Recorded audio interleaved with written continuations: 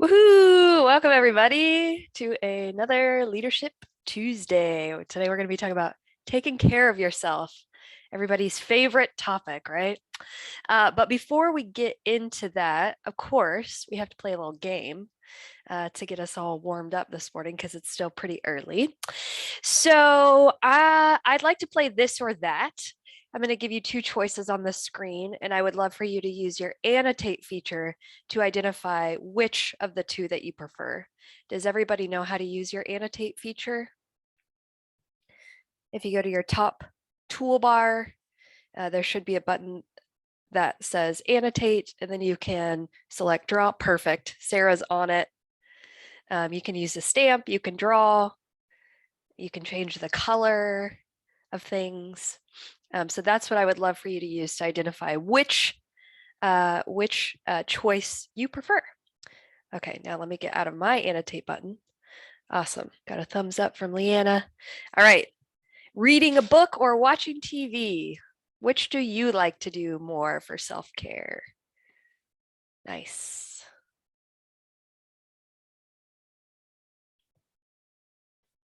And it's okay if you're somewhere in the middle. Both have their place and purpose, right? Can I change it to the middle? Yeah, of course. Oops. Moving on over. Thought I was clearing it, but I just adding more. Hey, I love a good there screen full of annotations. Dean, I'm actually going to make you co-host. Will you help me watch The Waiting Room? Thanks for that. All right. If you're just joining us, we're playing a little bit of this or that to get us started. Very good. It looks like we're mostly either on the reading book side or in the middle. I love it. Let's clear that one. Oops. How about dining out or ordering in? Again, it could be in the middle. You could enjoy both. Oh, we got some extroverts in the room. That was me. I hit it 4 times. Oh, I'm gonna dine out. Oh, that's funny. Love it. Leanna's all about ordering in. I think I like both. Okay.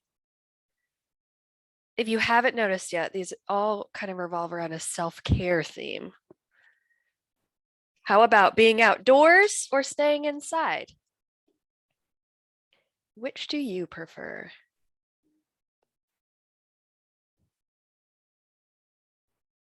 Okay. Got a little, like a nice mix here. A little bit of both. I love it. I like being outdoors as long as that doesn't happen to me, I think. All right, let me clear those. How about petting a cat or petting a dog? Isn't that cat terrifying? That made it easier. Yeah. I was like, no, I don't want to pet that cat. I know. I tried to find something like equally, what's the word? Like, gross, I guess. But I think the cat rules in this scenario. All right. Oh, I didn't notice the drool on the dog until you said that. Yes, I tried to find something like what's the word am I looking for? A deterrent, another deterrent. I put an X because really I don't like petting any of them. That's fair. That's fair. Sarah's self-care is not petting any pets. Okay, we got just a couple more here. How about listening to music or watching funny videos? I wish the duck video had sound because you know their little feet slapping is like the best sound ever. All right, kind of across the board here too. Whoever put their heart in the middle, I'm with you. There's like a place for both. Although I tell you what, I can definitely get sucked down the TikTok rabbit hole. It is so easy to do. All right, how about getting up early or staying up late? I don't know what that image has to do with staying up late, but it came up when I was searching and it seemed kind of funny and creepy. And it's like about time for spooky season, so we went with it. We're split in the middle here on this one as well. And I guess if you'd like to do both, then maybe that you're also into naps. I don't know. That's what I would love to get up early and get everything done and then nap and then be up in the evening. Yeah, that sounds pretty ideal. Okay, how about this one? Take a little time off here and there and take off longer stretches of time, specifically from work. Nice.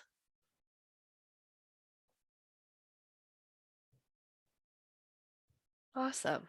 Kind of in the take a little time off here and there camp. I'm with you. Sometimes when I'm off work too long, I get a little anxious about what I'm missing. Okay, very good. And last one here. Using your self-care days to relax or using your self-care days to catch up.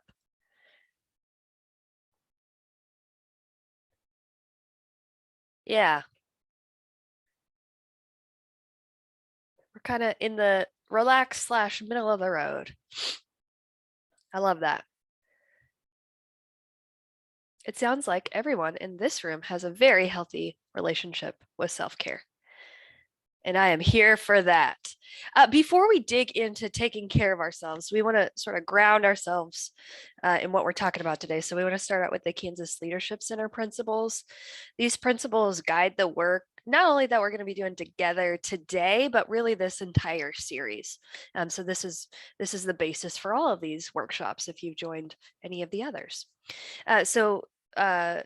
The idea is that leadership is an activity, not a position, right? When it comes to adaptive challenges, and we'll talk a bit more about what that means in a minute, it's going to take more than authority to make things better, right? We all have to have some buy-in to work on tough, complicated, sticky challenges.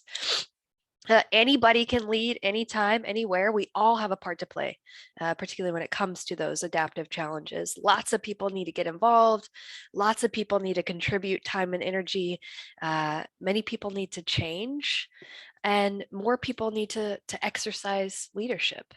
It starts with us, and we must engage others, no matter what our position is, what our age is, what our level of experience is. There's something that we can do to mobilize other people.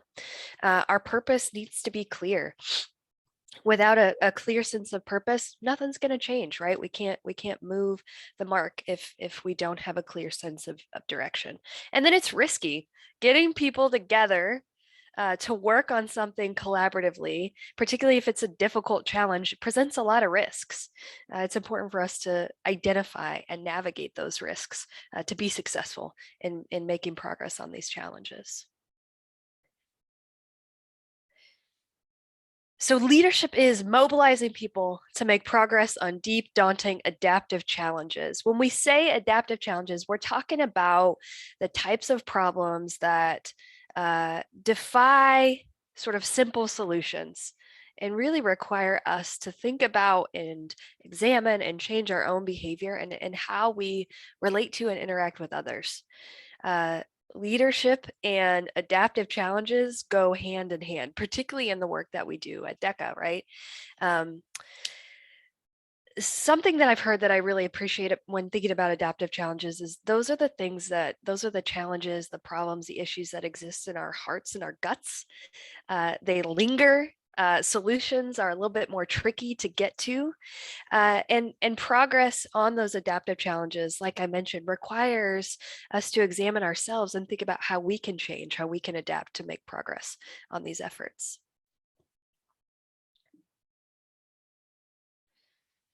So these are the 4 competencies from the Kansas Leadership Center. And these competencies allow us to turn a definition of leadership into a clear and purposeful action. Because remember, we need a clear purpose to be able to make progress on challenges. I like to think of these as a roadmap in how we make progress on the challenges that we're working on. And today we're going to be spending time in the managed self competency, that second one from the left, by talking about taking care of ourselves, which is that bullet point at the bottom.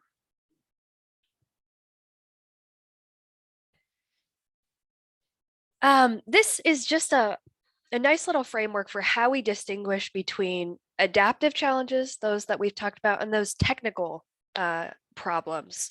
We often try and interpret challenges as technical problems, right? We want to use our head, we want to use logic systems to solve it, we want to gather those facts, we want to apply authority or expertise. But the reality is, much of our work, especially the work that we do here at DECA, regardless of which program that we're coming from, our work is extremely adaptive. And those challenges live in a different part of us. It's about values and loyalties and belief systems. And progress on those adaptive challenges requires us to do the work. And that work involves examining more deeply those beliefs and ideas and systems that we hold. Okay. So I did a bit of leadership math. It's the only math I really know. In thinking about what it means to manage ourself, I think that self-awareness and a willingness to do things differently are really at the core of this particular leadership competency. Those two qualities are super duper key in making any sort of progress. Typically, we as humans sort of hate change, loathe it a little bit. Maybe not everybody. Some people are extremely adaptable, but most of us aren't super fans when it comes to change. Sometimes the way things are, no matter how wild they are, feels better than facing the unknown, because the unknown is a little bit scary. But managing self is a leadership competency, because progress on challenges requires taking risks and stepping outside of our comfort zone for the sake of something that we care about. So what do you all think it means to take care of yourself? When you hear that phrase, take care of yourself, what comes to mind for you? You can unmute, you can drop it in the chat, whatever you're feeling like this morning, whatever your vibe is.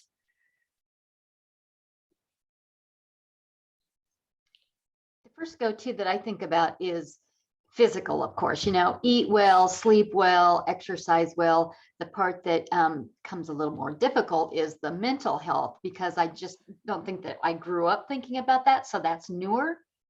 Yeah, you bring up a great point, Deanne. I think that's sort of a societal norm in a way. When we think about taking care of ourselves, we're thinking about the basics, right? Eat well, get active with your body, get plenty of sleep, drink water, stay home when you're sick. And some of that mental wellness feels a little bit more abstract, a little like uncharted territory, for sure.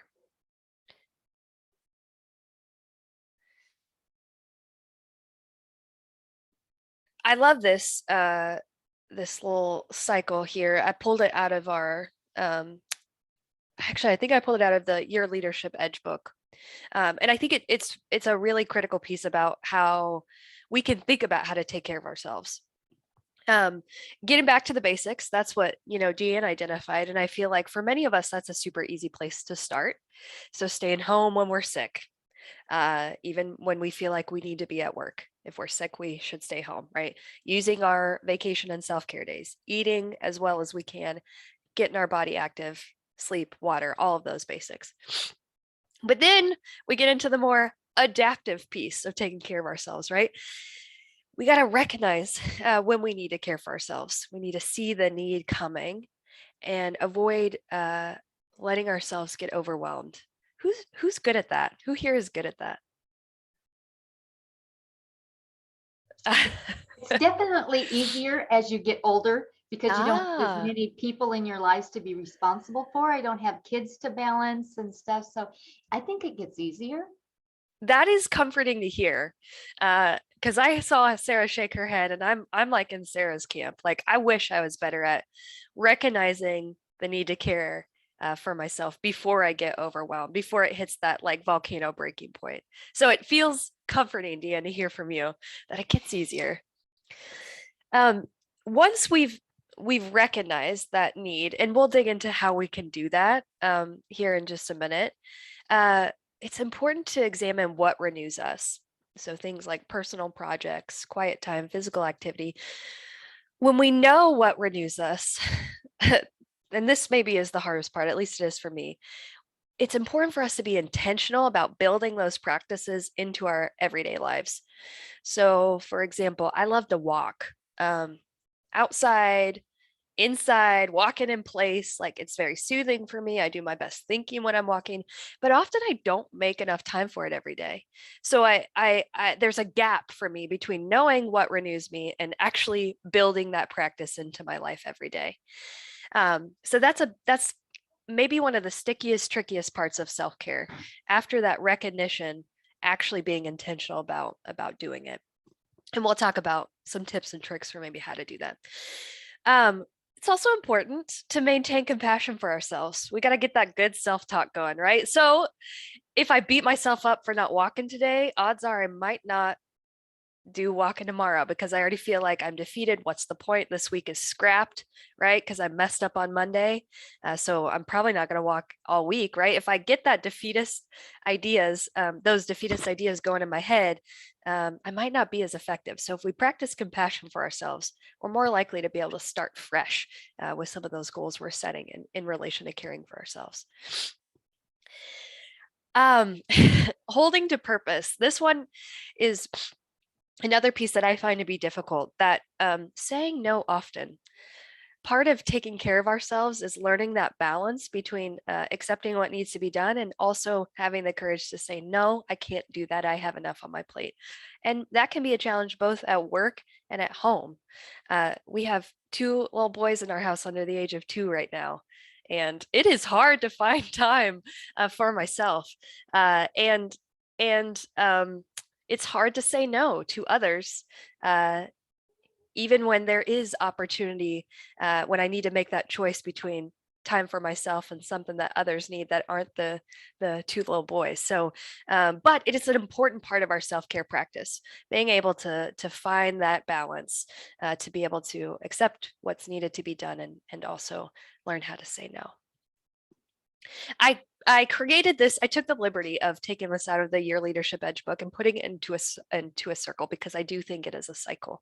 It's sort of never ending, right? We always have to keep our care for ourselves in check and in balance, and we constantly need to be checking in on it. All right. What keeps us from caring for ourselves? There's some stuff on the screen, but I'd love to hear from you all. What's your interpretation? What keeps us from taking better care of ourselves? Time. Yes. We could just have like 2 more hours in every day. If a day could be 26 hours, wouldn't that be magical? What else?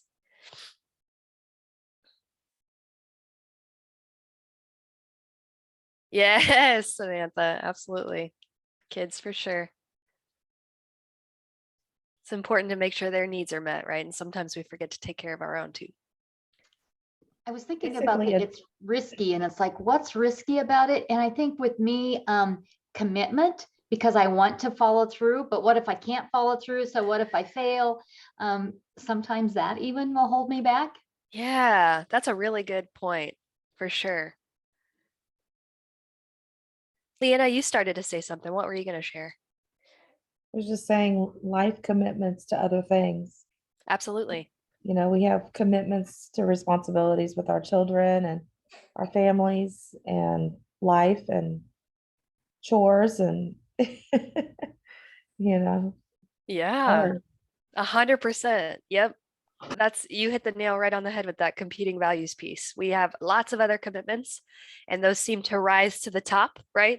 And taking care of ourselves sometimes slides to the bottom. And to Deanne's point, it is risky, especially when we're thinking about work. We could fear things like job loss, income loss, the perception that we're selfish, even if it isn't as extreme as losing our job. We don't want other people to see us as selfish for taking time for ourselves. And then going back to what Deanne said a little bit earlier, it is sort of against the culture. It's not a cultural norm. Caring for ourselves isn't valued. And I don't think that's unique to our industry, our community, our state, our country. Like, I think that's just very common across many cultures, not just here in the US. So what are some signs that you need to rejuvenate? how do you check in with yourself? What are some things that you start to notice when you're getting overwhelmed? Maybe it's time to tap into that self-care.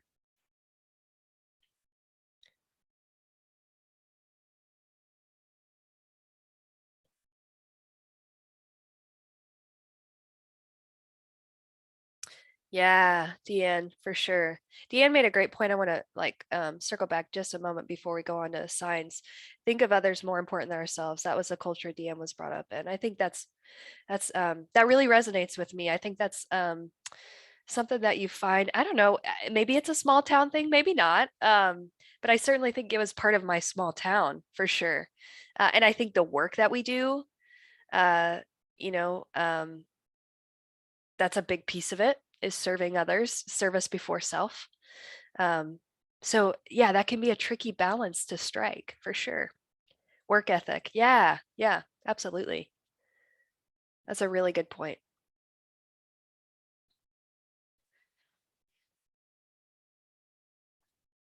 Darian said, I'll come home and go straight to bed. I sometimes wake up grumpy. I start to isolate myself. That's when I know I need to rejuvenate. That's really, those are really great observations. That shows a really good self-awareness, Darian. We might find ourselves to be restless, irritable, discontent, right?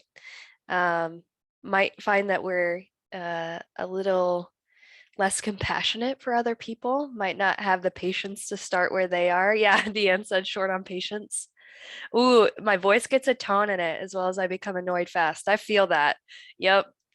I get my partner likes to call it clipped. I get clipped. It's a quick speech pattern apparently. We might forget things, right? Things might fall off our radar. We might become physically ill. We might experience some sensitivity or take things personally. I'm definitely guilty of that when my cup is empty. We could lose control of our triggers. We might feel like super wildly busy with no real progress to show for it. So there are lots of ways that we can see that we might need to take care of ourselves. But one of the challenges I'd like to give to you today is to sort of head off these warning signs before they become like that volcano that I spoke about earlier.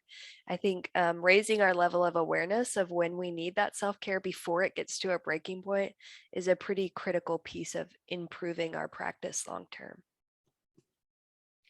So to that end, what's the cost? What do you think is the cost of not caring for ourselves?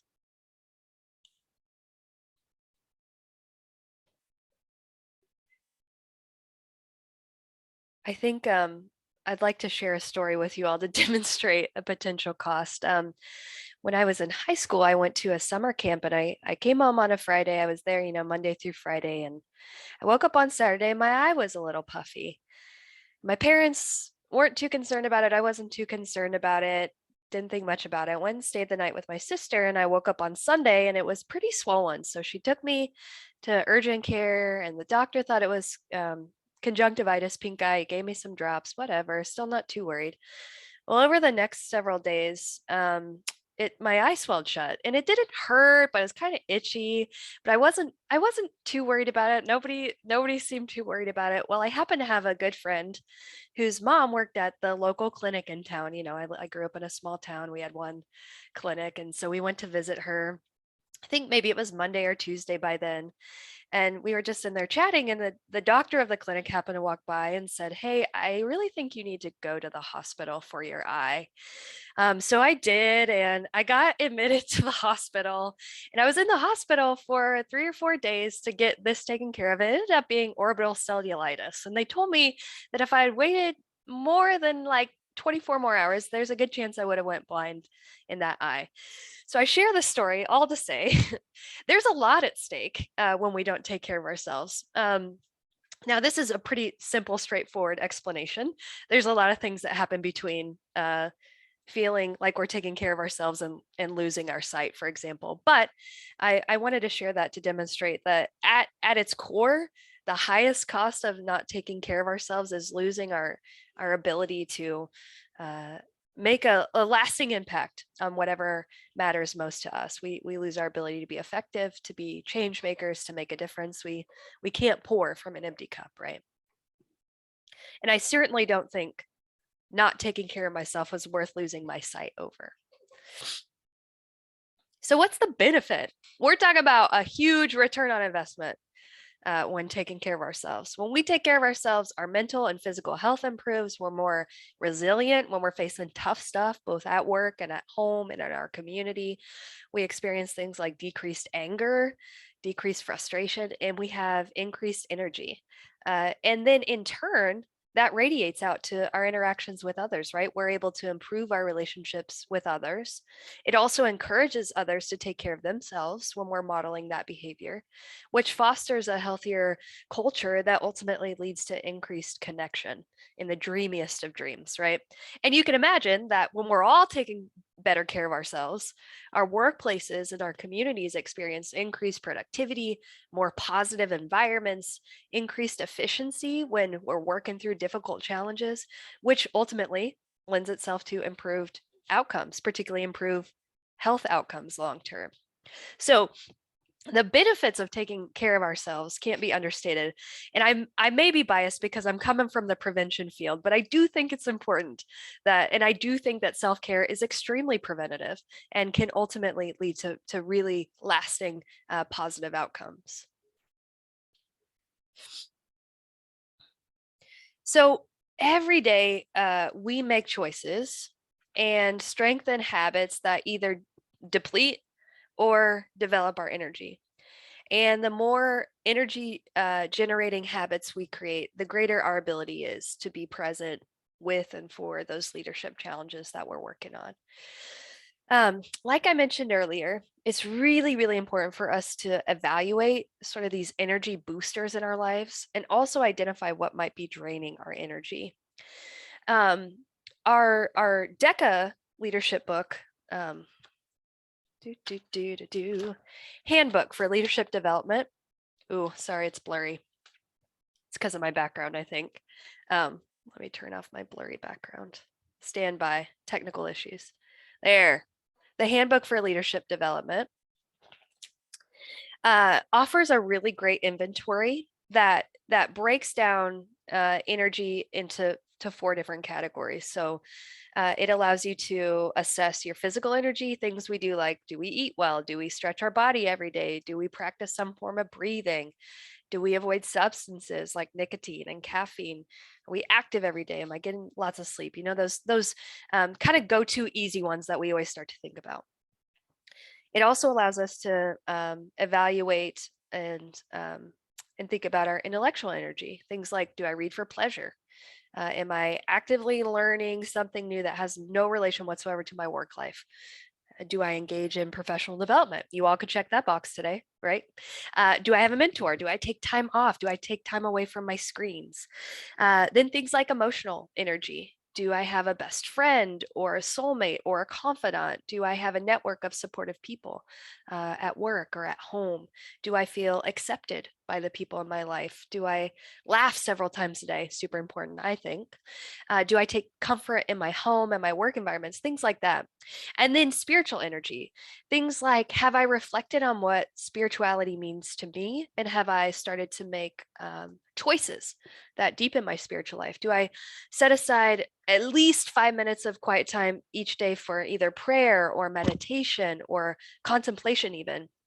Do I have a daily gratitude practice? Do I have a journal? Do I use it? The answer is no, Lydia doesn't, and she should.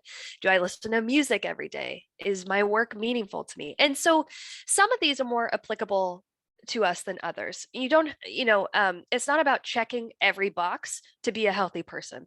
Some of these resonate for us. Maybe I don't like to read for pleasure. And so that's not a box I'm ever going to check. And that's okay. I can fulfill that need other places. But I like this inventory because it really allows us to identify what's boosting our energy and maybe either what's draining our energy or where do we need to make some shifts so we can start to boost our energy.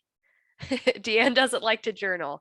Deanne's never going to check that box. And that's perfectly okay, right? That's what I like about that inventory is it offers lots of different options.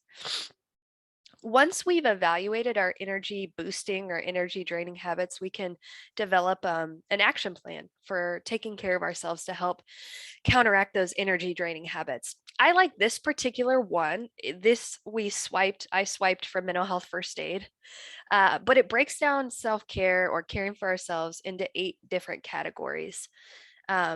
So I like to jot down at least 2 or 3 items here in each of these, but I'll give you just an example for each so we can kind of figure out what these mean, but really they're open to interpretation for what it means to you. But so intellectual, I try to read 1 book a month. Don't always make that goal, but that's the goal I set. Emotional, try to spend time with family and friends. Environment, try to keep my workspace clutter free. Again, doesn't always happen, but I try. That's a goal. Physical, try to move my body every day. Spiritual, I take time to practice gratitude. Financial, I stay on top of my family's finances. I'm the finance manager in the house. Don't know how I got that job, but I do have it, and I take great pride in trying to get it right. Community, I attend a few community events per year. Occupational, I actively seek professional development opportunities. So that's like a sample of what a wheel could look like. But I love this tool because you can fill it out, stick it up somewhere like at your desk or at home or both, and actively check in. So you have some like tools in your toolbox when you're feeling a little drained, feeling not quite yourself, like, oh, maybe I'm feeling really emotionally like my cup is full. I've been spending lots of time with family and friends, but I haven't engaged with my community in a while, and that would really help boost my energy. Thank you, Deanne, for putting it in the chat. So this is a tool that we borrowed from Mental Health First Aid, and we can certainly pass on to you. And it's a really useful tool. But it doesn't stop there, right? There are a ton of templates out there to give you ideas for how you can care for yourself. And some of them are like super cute. Like these little drawings are so great. 50 ways to take a break. The self-care menu. There are lots of these out there online where you can identify things that you can do depending on the amount of time you have.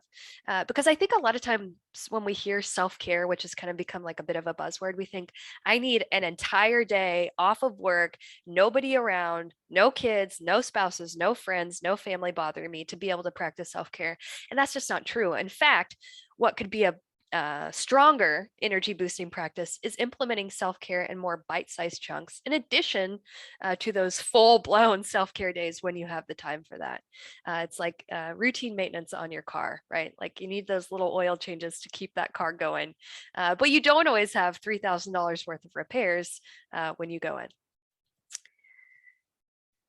All right, I would love for you all to get a pen and paper. We're going to do a quick exercise.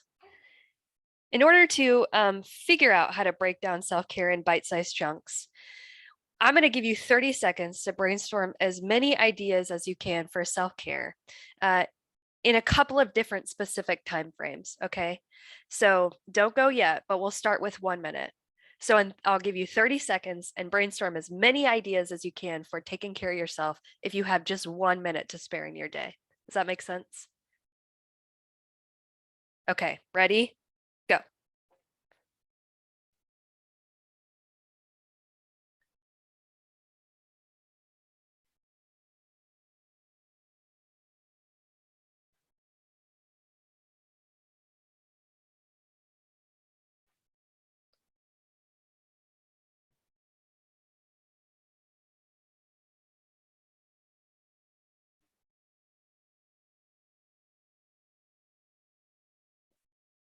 Ten seconds.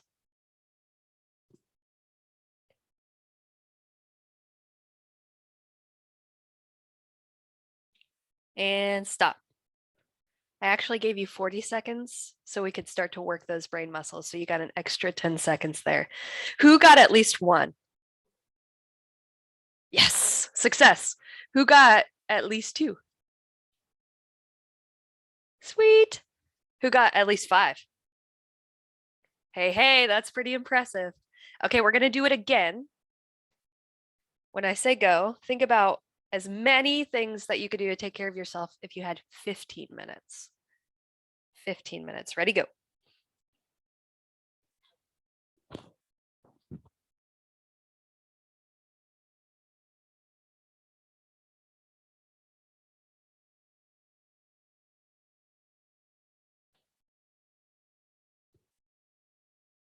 10 seconds.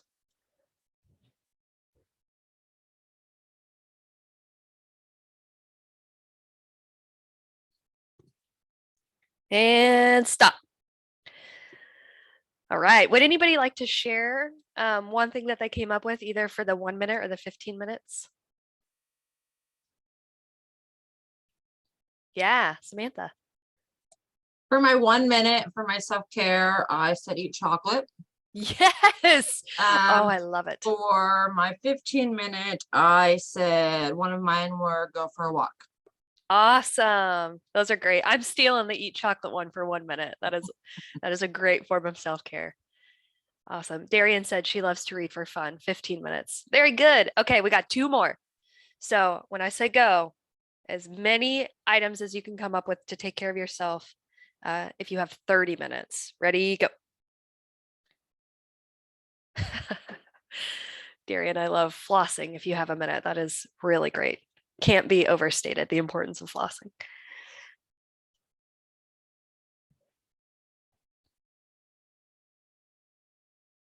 Ten seconds.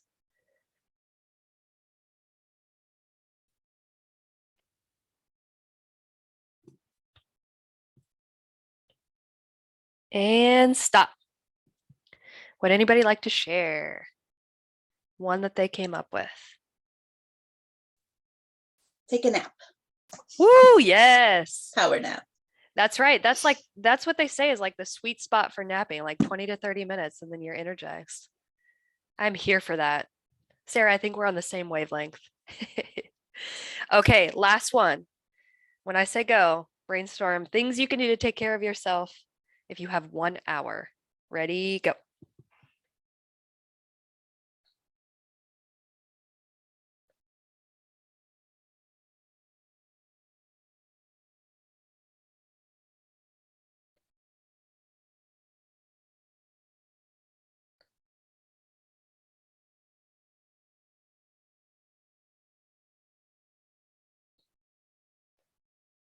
Ten seconds.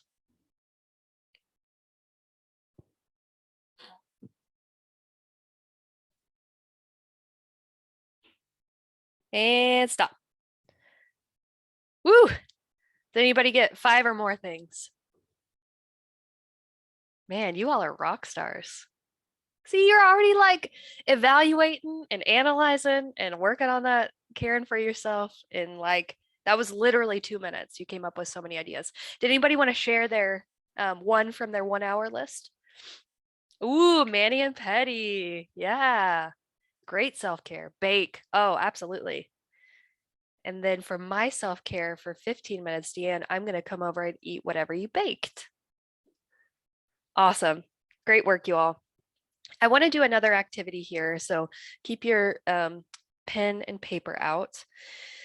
Going to give you, oh gosh, we'll start with 5 minutes to think about these questions. What are your signs of burnout? What are your stress relievers? Who are some people that you can reach out to for support? And what are some helpful reminders? Maybe that's a scripture. Maybe that's a mantra. Maybe that's, something that your mom or dad said to you once. What is a helpful reminder for when you're feeling a little tapped out? Yeah, give you about 5 minutes to work on these, and then we'll talk through it.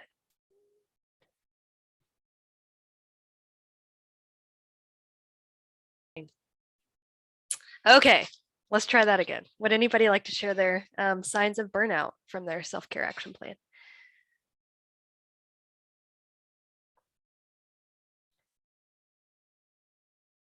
Ah, Darian said, I start to wake up with just enough time to get to work on time for my first appointment. Yeah, I can relate to that for sure. I did that this morning. Got up and did a 4 a.m. feeding and then couldn't get up until right before. And then I was rushing. Yeah. Samantha said, annoyed with people talking about it or taking time off. My boss, my spouse, mom, even kids sometimes stop, breathe, and evaluate. Nice. Yeah. Deanne said, irritable, annoyed easily, less patient. Yeah, absolutely. Great self-awareness, you all. What are some stress relievers that you came up with? Leanna said uptight and stressed. Yeah. Maybe get that tension going in your neck. Oh, yeah, where your neck aches at the end of the day and you're like, man, what is going on?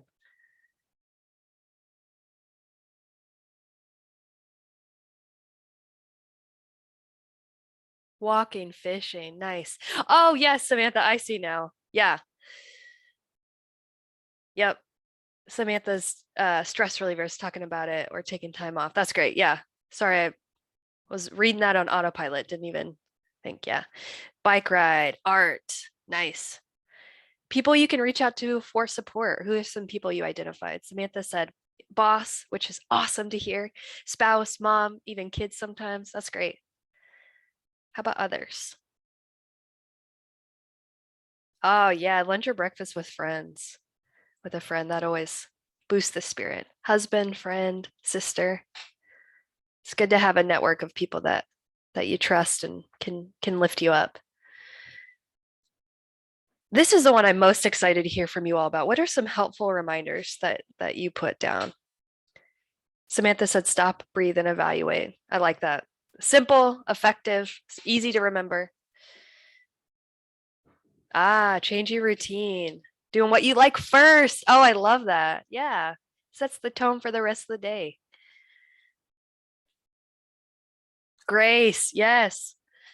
Give ourselves grace. Give grace to ourselves. Give grace to one another. Can't be understated, overstated.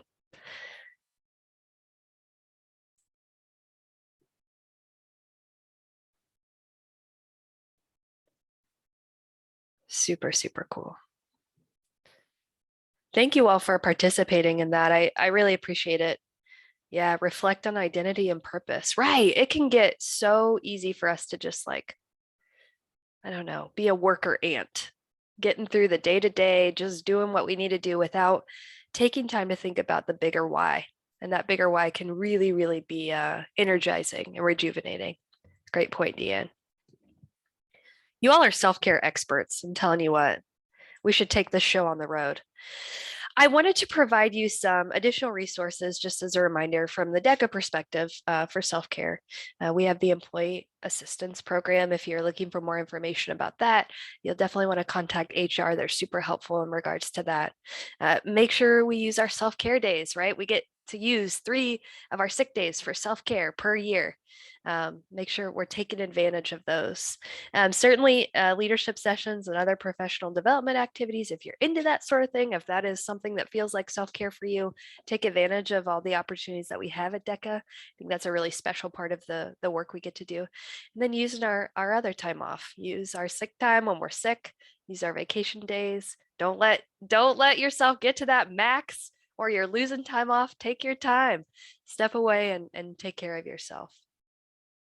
I also wanted to offer a few additional resources, and I think these came from the Your Leadership Edge book, but I had the opportunity to check out each of them, and they're really great. So a TED Talk and a couple of books are just some great additional resources to help you in your journey for caring for yourself. And with that, part of what I want to give to you today is it looks like we have 12 minutes, and I would love for you to take that 12 minutes because you committed to a full hour here, and take that 12 minutes to do something to care for yourself, whatever that looks like for you. You have my permission. So send your supervisors my way if they say, don't do that. Find something. We're ending a little bit early, and I did that on purpose so you have some time to do whatever it is for self-care in the next 12 minutes. Any questions? Of course, I ask that question after I say you can leave early. So no one's going to ask a question. Yes, coffee and a short walk. Beautiful example of self-care in a short time. Okay, I'm going to stop talking so you can get to your self-care. Yes, awesome conversation. Thank you, everybody, for your time this morning. Really appreciate it. It's always fun to get to sit and visit with you all and learn from you. Enjoy the rest of your day. Take this 10 minutes for self-care. And thanks so much for your time. Have a great day, everybody.